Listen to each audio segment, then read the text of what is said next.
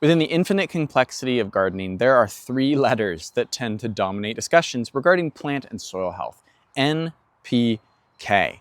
But do they deserve all the attention that they get, or are they part of a greater diversion tactic meant to distract you from real solutions to your garden's problems? In this video, we're going to take a look at one of the most riveting and enthralling subjects you tried to forget about from high school chemistry, the periodic table of elements. But don't worry, we're shaving off 100 of them, and we're going to make this as relevant and revelatory as possible so you can stop fiddling around with ratios and actually enjoy your garden this summer. So welcome back to the channel. If you're new here, my name is Taylor, and I help gardeners explore regenerative and sustainable growing techniques. And you probably know that those three numbers on the plant food package refer to the percentage of nitrogen, phosphorus, and potassium contained in the solution or granules. But did you know that those elements haven't always carried the significance that they do? Here's the 20-second history lesson that gets us caught up to today. 1850, German chemist Justus von Liebig performed the first soil test. Prior to that, people could just tell that plants grown in a field would leave that field depleted, but they thought that it was the humus that the plants were eating. Liebig suggested that it was actually the chemicals inside the humus that provided the plant with what it needed to grow. And he came up with a minimum amount of each element that was shortly after followed up with an optimum amount each plant needed to grow properly. Today, we recognize 18 essential nutrients for plants, and these are split into 2 or 3 categories of nutrients, depending on who you ask: micro, meso, and macronutrients. So why is it that we don't have fertilizers that contain all 18 of those nutrients? Why do they only seem to care about NPK? Well, the main reason is because the numbers simply wouldn't fit on the package. Just kidding. The real reason is because companies are legally required to tell you what percentage of their product is made out of N, P, and K. And specifically, they have to display those numbers on the front of the package. Back in the day, people were selling fertilizers that didn't really do much more than add dirt to your soil. So the guaranteed analysis label with the NPK ratio displayed on packages is a way to keep those companies honest, so to speak. Only thing is that this leads people to believe that NPK is the only important nutritional factor when it comes to soil and plant health. On the Scott's Miracle-Gro website even, it says that, quote, complete plant foods have all 3 primary macronutrients, and balanced plant foods have an equal ratio of them. Now, what that doesn't say is that the other 15 nutrients aren't important, but it does leave an interesting impression.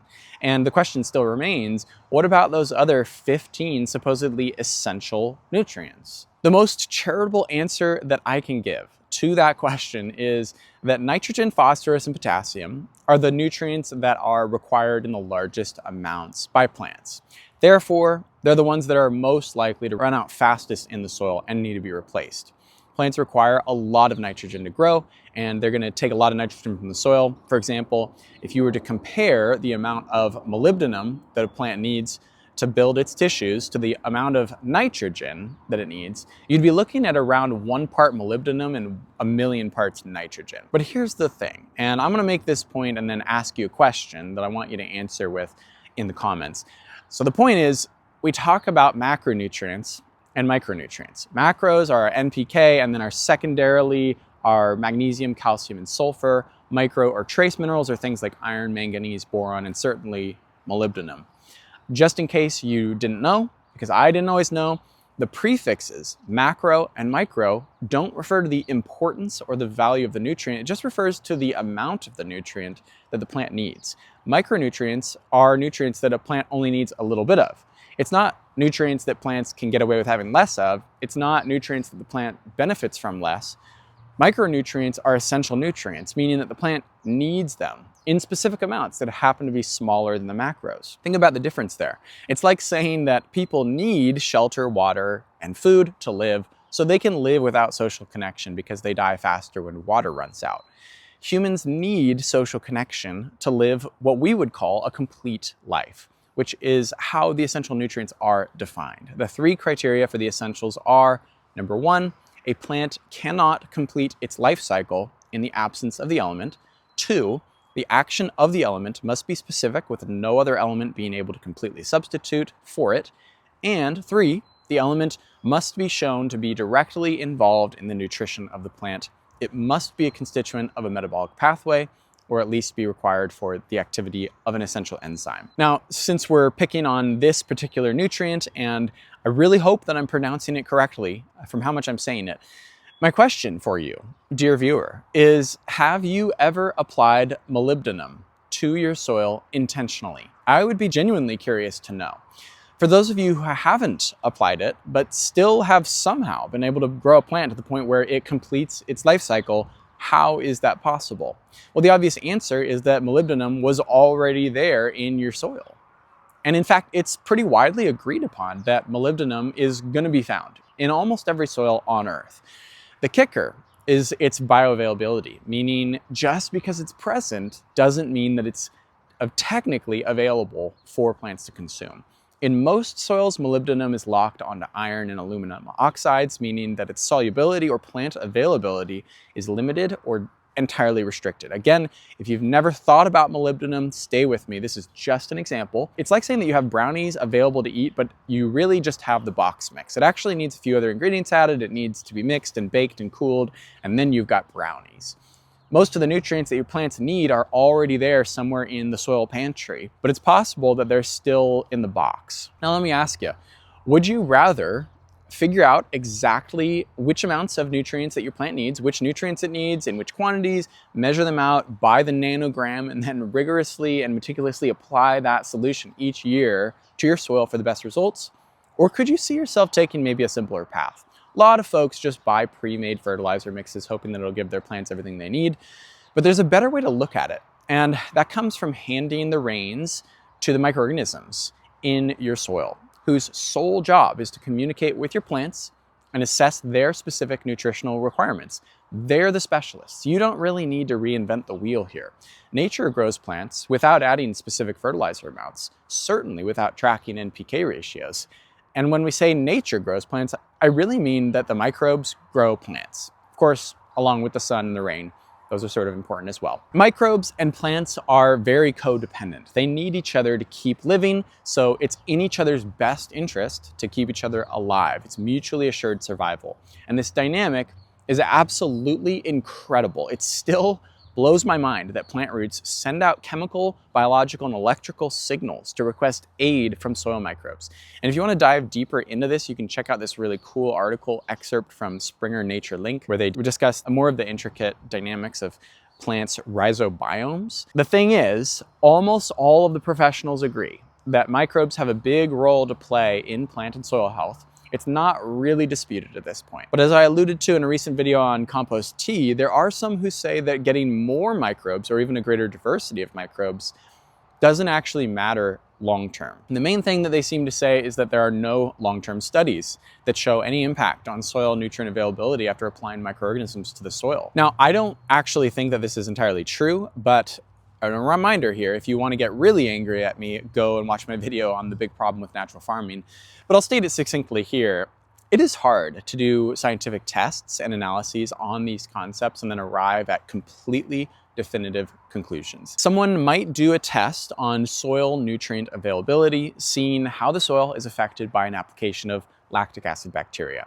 But the question then immediately becomes, which lactic acid bacteria? There are estimated to be, on the upper end, thousands of unique strains, over 500 species of lactic acid bacteria distributed across more than 60 genera. In the year 1901, scientists knew about one species. How many strains are we going to know about 100 years from now? Point is, I'm not even really sure how you would exactly test for the efficacy of LAB application on field soil and then be able to say definitively what specifically works, and then be able to extrapolate from that and recommend exact application instructions. Instead, we can make general observations that lactic acid bacteria on the whole produce organic acids and other metabolites that help decompose organic matter. We can also observe that they acidify their immediate environment and can solubilize mineral nutrients, particularly phosphorus and potassium, likely making them more bioavailable to plant roots to uptake. We can also observe that lactic acid bacteria form biofilms and produce antimicrobial compounds that inhibit soil pathogens. All of this can be observed under a microscope. But to be honest, most of those official observations are, from what I can tell, retroactive explanations of what many people have observed long before they needed the scientific validation of their practices. To put it another way, nature doesn't need scientific rationale to grow its own plants, it just does it. Not saying that gardening or farming is the same exactly as nature, but you really shouldn't feel the need to get 100% scientific proof before cultivating the microorganism population of your soil. But this still begs the question, how do we do that? And especially when it comes to these three macronutrients of nitrogen, phosphorus, and potassium, we got to be asking, where are those coming from? Well, if you're applying chemical forms of those nutrients, that's where. The problems being that you have to purchase these chemicals year over year and are reliant on the companies to sell them to you, meaning that it's not exactly sustainable. Over time, they tend to lose their efficacy if you're not helping the biology in your soil, because those microbial communities slowly dwindle and significantly die off, meaning that it's certainly not a regenerative approach. And eventually, without the microbiome that your soil needs to ward off pathogens and disease, you run the risk of losing crops to various plant ailments, forcing you to either give up on them or purchase another chemical from the store that will fight the disease. On the flip side, if we focus on curating the biology in our soil, we can capture nitrogen naturally.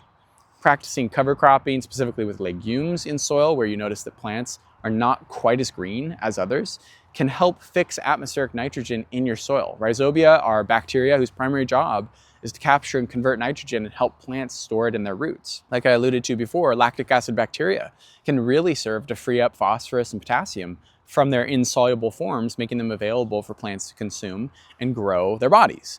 And if you want to make your very own lactic acid bacteria serum from ingredients that you probably already have on hand, you can download our free LAB recipe linked in the description or scan the code on the screen. This approach also favors the immune boosting effects of healthy microbial populations for your plants, so the need to defend them from pathogens with chemicals goes way down. I'm not saying that there's no time or place for using chemicals. It just strikes me as unfortunate that it's the fully mainstream go-to without considering any other natural options. If you want to dive a bit deeper on this intricate dynamic between soil biology and plant biology, you can check out our 101 beginner video that'll give you a bunch more context. As always, thank you for watching, and I'll see you in the next one.